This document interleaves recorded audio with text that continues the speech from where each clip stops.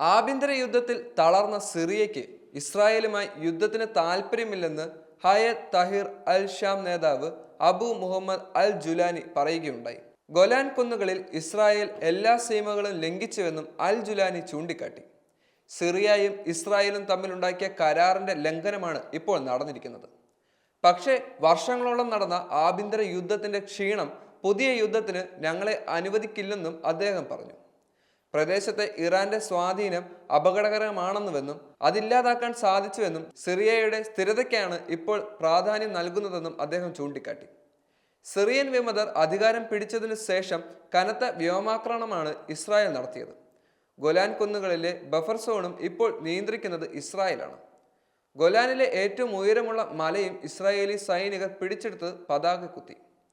ഇസ്രായേലിന് ഭീഷണിയാവുന്ന ആയുധങ്ങൾ നശിപ്പിക്കുകയാണ് ചെയ്തതെന്ന് ഇസ്രായേൽ യുദ്ധമന്ത്രി ഇസ്രായേൽ കാറ്റ്സ് പറഞ്ഞു.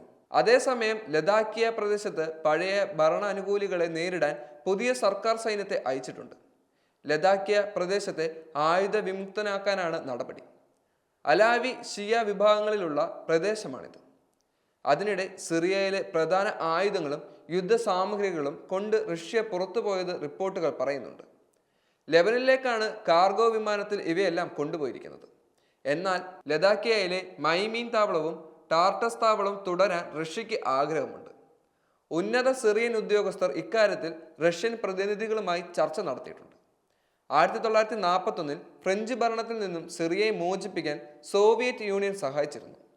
അതിനുശേഷം സോവിയറ്റ് യൂണിയനുമായി അടുത്ത ബന്ധമാണ് സിറിയയ്ക്കുണ്ടായിരിക്കുന്നത്.